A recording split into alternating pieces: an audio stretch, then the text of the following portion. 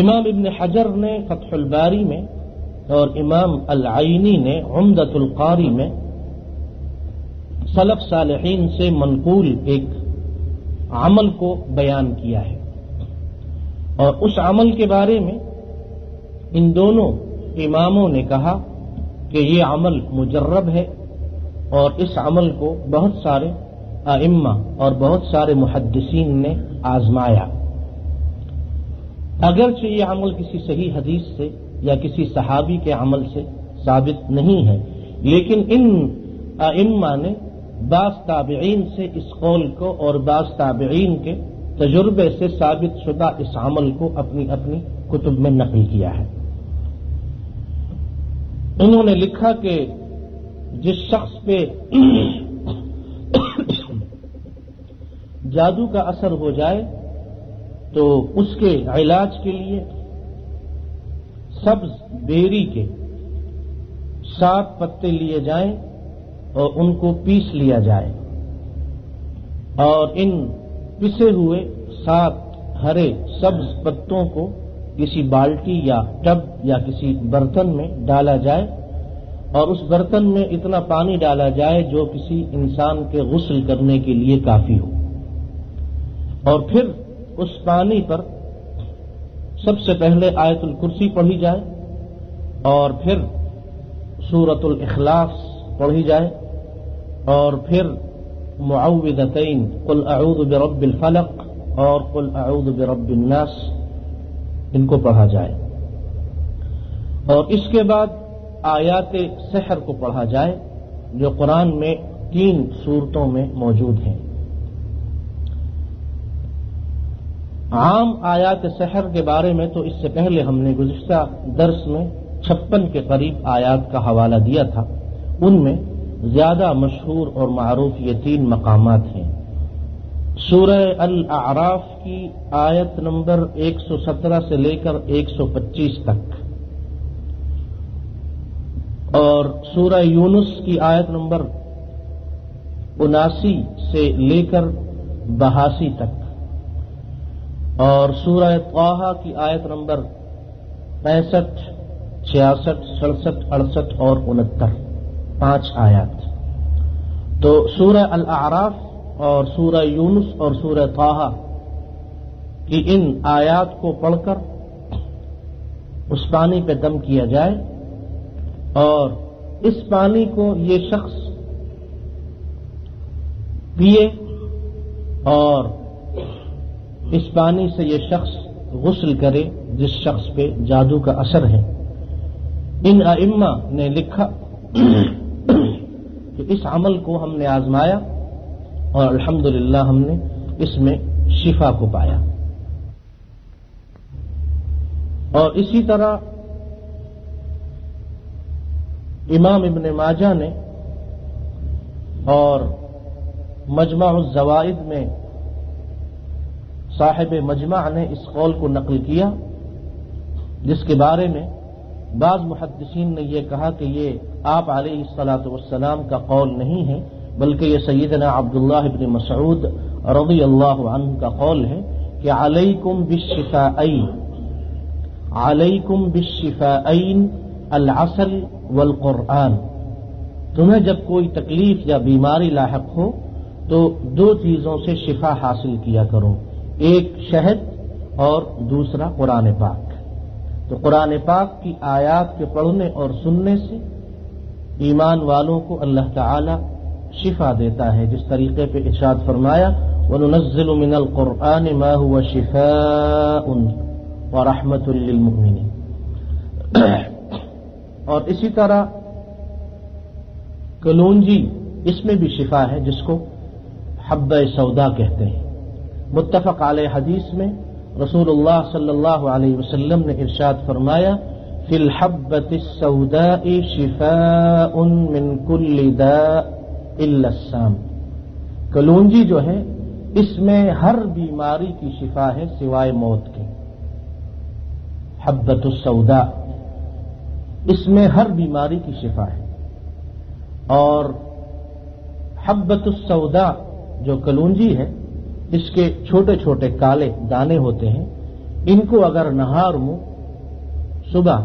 شہد کے ساتھ لیا جائے، چند دانے، ایک چمچ شہد کو گرم پانی میں ڈال کے اگر ان کو لیا جائے تو بہت ساری بیماریوں کی اس میں شفا ہے۔ اور جن چیزوں کے لیے رسول اللہ صلی اللہ علیہ وسلم نے شفا کو بیان کیا کہ ان چیزوں کو اللہ تعالی شفا کا سبب بناتا ہے، ان میں زمزم بھی ہے، جس کے بارے میں رسول اللہ صلی اللہ علیہ وسلم کا یہ قول ہے کہ طعام طعم و شفاء سقم۔ صحیح حدیث میں ارشاد فرمایا کہ یہ بہترین غذا ہے بھوک میں، اور ہر بیماری کے لیے اس میں شفا ہے۔ ابو ذر غفاری رضی اللہ عنہ صحیح مسلم میں اپنا یہ واقعہ بیان کرتے ہیں کہ 1 مہینے تک وہ مکہ میں رہے اور 1 مہینہ انہوں نے کچھ نہیں کھایا، کچھ نہیں پیا سوائے زمزم کے، اور فرماتے ہیں کہ زمزم پینے کی وجہ سے فسمنت، میں موٹا ہو گیا، میرے بدن میں موٹاپا آ گیا اور میں خوب تندرست ہو گیا۔ اور اس چیز کو میں نے محسوس کیا کہ جب میں مکہ آیا یمن سے، تو مکہ آنے سے پہلے میں بہت کمزور تھا، اور 1 مہینہ حرم میں رہنے کے بعد صرف زمزم پینے کے بعد میں تندرست توانا اور موٹا ہو گیا۔ تو آپ علیہ الصلاۃ والسلام سے انہوں نے اپنی کیفیت کو بیان کیا، تو آپ صلی اللہ علیہ وسلم نے فرمایا کہ ہاں تم سچ کہتے ہو، انہا طعام طعم و شفاء سقم، زمزم میں غذائیت ہے، بھوک سے نجات دیتا ہے، اور زمزم میں ہر بیماری کی شفا ہے، بشرطے کہ پینے والے کا عقیدہ اللہ کی ذات پہ صحیح ہو اور اس کو رسول اللہ علیہ الصلاۃ والسلام کے اس فرمان پہ یقین ہو۔ اگر وہ یقین کے ساتھ زمزم کو استعمال کریں تو ہم نے تجربہ کیا اور تجربہ کرنے والوں نے بتایا کہ بہت ساری بیماریوں حتیٰ کہ کینسر تک کا علاج اس زمزم کے پانی میں موجود ہے۔ اور رسول اللہ صلی اللہ علیہ وسلم نے ارشاد فرمایا کہ اس روئے زمین پہ سب سے اچھا، مبارک، صاف، پاک پانی وہ زمزم ہے۔ تو زمزم اور شہد اور حبۃ السوداء یہ بھی شفا کے اسباب میں سے اسباب ہیں، اور ان کو اس نیت سے استعمال کیا جائے۔ کسی شخص پہ اگر جادو کا اثر ہو یا بری نظر کا اثر ہو یا کسی تعویذ کا اثر ہو یا کوئی اور بیماری ہو، جسمانی ظاہری بیماری بھی ہو، اس کے لیے بھی زمزم کے پانی کو شفا کی نیت سے پینا، اور کلونجی کو شفا کی نیت سے استعمال کرنا، اور شہد کو شفا حاصل کرنے کی نیت اور دعا سے استعمال کرنے سے یقیناً اللہ تعالی ان لوگوں کو شفا عطا فرماتے ہیں جو اس سے شفا طلب کرتے ہیں۔ انہی اسباب میں ایک سبب مدینے کی عجوہ کھجوریں ہیں، جن کے بارے میں صحیح بخاری میں رسول اللہ صلی اللہ علیہ وسلم نے ارشاد فرمایا، من اصطبح بسبع تمرات عجوة لم يضره ذلك اليوم سم ولا سحر، جس نے صبح سویرے نہار منہ 7 کھجوریں مدینے کی عجوہ کھا لی تو اس دن اس شخص پہ نہ تو جادو کا اثر ہو سکتا ہے اور نہ کسی زہر کا اثر ہو سکتا ہے۔ تو مدینے کی عجوہ کھجوریں ان میں بھی شفا ہے۔ اور قرآن کی وہ آیات اور وہ دعائیں جن کو پڑھ کر مسحور پہ دم کیا جائے، یا جن آیات اور دعاؤں کو کسی بھی قسم کے مریض پر پڑھا جائے، خواہ وہ نیند میں ڈرا ہوا بچہ ہو یا دودھ نہ پینے والا بچہ ہو یا زیادہ رونے والا بچہ ہو یا کوئی نفسیاتی بیماری ہو، کوئی ذہنی پریشانی ہو، کوئی جسمانی ظاہری تکلیف ہو، کسی بھی قسم کی بیماری یا تکلیف میں اس میں جادو بھی شامل ہے۔ ان قرآنی آیات کو اور دعاؤں کو اگر تسلسل سے 7 دن پڑھا جائے یا 21 دن پڑھا جائے یا 40 دن پڑھا جائے تو یقیناً اللہ تعالی مریضوں کو شفا نصیب فرماتے ہیں۔ سب سے پہلے تعوذ پڑھا جائے، اس لیے کہ جادو کا اثر شیطان کی طرف سے ہوتا ہے، اور قرآن میں اللہ نے ارشاد فرمایا وَإِمَّا يَنزَغَنَّكَ مِنَ الشَّيْطَانِ نَزْغٌ فَاسْتَعِذْ بِاللَّهِ،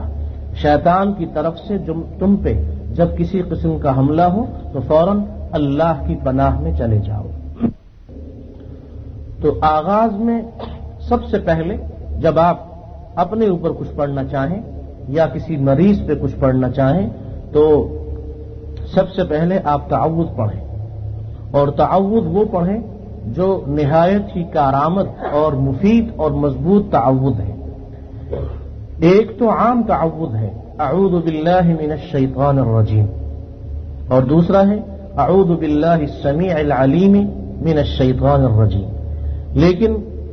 زیادہ مفید اور کارآمد جو تعوذ ہے وہ یہ ہے کہ اعوذ باللہ السمیع العلیم من الشیطان الرجیم من ہمزہ ونفخہ ونفثہ، اور اس کے بعد پھر بسم اللہ الرحمن الرحیم۔ تیسرے نمبر پہ سورہ فاتحہ کو 7 مرتبہ پڑھا جائے۔ سورہ فاتحہ کے پڑھنے کے بعد پھر سورہ بقرہ کی آغاز کی 5 آیات کو پڑھا جائے۔ الف لام میم ذالک الکتاب لا ریب فیہ، آغاز سورۃ بقرہ 5 آیات کو پڑھا جائے، اور اس کے بعد پھر آیت الکرسی پڑھی جائے، اور آیت الکرسی کے بعد کی جو 2 آیات ہیں ان کو پڑھا جائے۔ ایک ہے لا اکراہ فی الدین، اور دوسری ہے اللہ ولی الذین آمنوا، آیت الکرسی کے بعد والی ملی ہوئی 2 آیات، اور پھر سورہ بقرہ کی آخری 3 آیات پڑھی جائیں، یہ آخری رکوع ہے للہ ما فی السماوات وما فی الارض، اور اس کے بعد والی آیت ہے آمن الرسول، اور سب سے آخری آیت ہے لا یکلف اللہ نفسا الا وسعها۔ تو سورہ بقرہ کی آخری 3 آیات، اور پھر آیات سحر کو پڑھا جائے۔ آیات سحر جن کا ابھی کچھ دیر قبل ذکر ہوا، سورہ اعراف کی آیات 117 سے لے کر 125 تک، سورہ یونس کی آیات 79 سے لے کر 82 تک، اور سورہ طٰہٰ کی آیات 65 سے لے کر 69 تک۔ ان کے بعد پھر سورۃ الحشر کی آخری 4 آیات پڑھی جائیں۔ لو انزلنا هذا القرآن على جبل لرأيته خاشعا متصدعا من خشية الله، اور اس کے بعد پھر هو الله الذي لا اله الا هو۔ یہ سورہ حشر کی آخری 4 آیات ہیں، اور ان کے ساتھ سورہ اعراف کی آیات 54 سے لے کے 56 تک 3 آیتیں ہیں، یہ بھی اہم آیات ہیں، ان کو پڑھا جائے، اور سورہ بقرہ کی آیت نمبر 164 کو پڑھا جائے۔ ان آیات کے بعد قرآن کی 6 آیات کا مجموعہ ہے، ان کو آیات شفا کہتے ہیں۔ کسی بھی مریض یا بیمار پر ان 6 آیات کو پڑھنے کا رواج سلف صالحین سے اور بعض تابعین سے منقول ہے۔ ان 6 آیات کو آیات شفا کہتے ہیں کیونکہ ان آیات میں لفظ شفا آیا ہے۔ پہلی آیت ان کی سورہ الاسراء بنی اسرائیل 15ویں سپارے کی ہے، آیت نمبر 82 وَنُنَزِّلُ مِنَ الْقُرْآنِ مَا هُوَ شِفَاءٌ وَرَحْمَةٌ لِّلْمُؤْمِنِينَ، اور دوسری آیت اس کی سورہ یونس کی 11ویں سپارے کی آیت نمبر 57 ہے، یا ایھا الناس قد جاءتکم موعظة من ربکم وشفاء لما فی الصدور وہدی ورحمة للمؤمنین، اور تیسری آیت سورہ توبہ کی آیت نمبر 14 کا ایک ٹکڑا ہے وَيَشْفِ صُدُورَ قَوْمٍ مُؤْمِنِينَ، اور چوتھی آیت حامیم سجدہ، اس کی آیت نمبر 44 کا ایک ٹکڑا ہے جس میں یہ ارشاد ہے قُلْ هُوَ لِلَّذِينَ آمَنُوا هُدًى وَشِفَاء، اور 5ویں آیت 14 سے 12 سورہ النحل کی آیت نمبر 69 ہے، یخرج من بطونها شراب مختلف الوانه فیہ شفاء للناس۔ اور 6ٹھی آیت سورہ شعراء کی آیت نمبر 80 ہے، جس میں ہمیں یہ ارشاد ملتا ہے وَإِذَا مَرِضْتُ فَهُوَ يَشْفِينِ۔ یہ 6 آیات شفا ہیں۔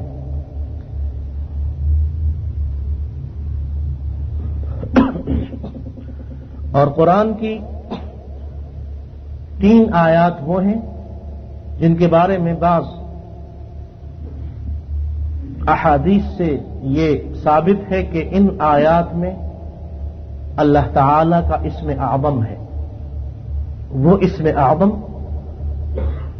جس کو پڑھ کر اللہ تعالی سے جو دعا کی جائے اللہ تعالی اسے قبول کرتا ہے۔ بعض احادیث میں آیت الکرسی کے بارے میں بھی کہا گیا ہے، اور بعض احادیث میں سورہ آل عمران کی اس آیت کے بارے میں بھی کہا گیا ہے جس میں یہ ارشاد ہے کہ شہد اللہ انہ لا الہ الا ہو۔ لیکن یہ 3 آیات بڑی اہم ہیں جن کے بارے میں احادیث سے یہ ثابت ہے کہ یہ 3 آیات ان میں اللہ کا اسم اعظم ہے۔ پہلی آیت اس میں سورہ بقرہ کی آیت نمبر 163 وَإِلَٰهُكُمْ إِلَٰهٌ وَاحِدٌ لَا إِلَٰهَ إِلَّا هُوَ الرَّحْمَٰنُ الرَّحِيمُ۔ اور دوسری آیت سورہ آل عمران کا آغاز، شروع کی 2 آیات، بسم اللہ الرحمن الرحیم الف لام میم اللہ لا الہ الا هو الحی القیوم۔ اور تیسری آیت سورہ طٰہٰ کی آیت نمبر 111 کا پہلا حصہ وَعَنَتِ الْوُجُوهُ لِلْحَيِّ الْقَيُّومِ۔ یہ 3 وہ آیات ہیں جن میں اللہ کا اسم اعظم ہے۔ ان آیات کے پڑھنے کے بعد سورہ الم نشرح لک صدرک پڑھی جائے، پھر قل یا ایھا الکافرون، پھر قل هو اللہ احد، پھر قل اعوذ برب الفلق، اور پھر قل اعوذ برب الناس۔ یہ قرآن کی آیات تھیں۔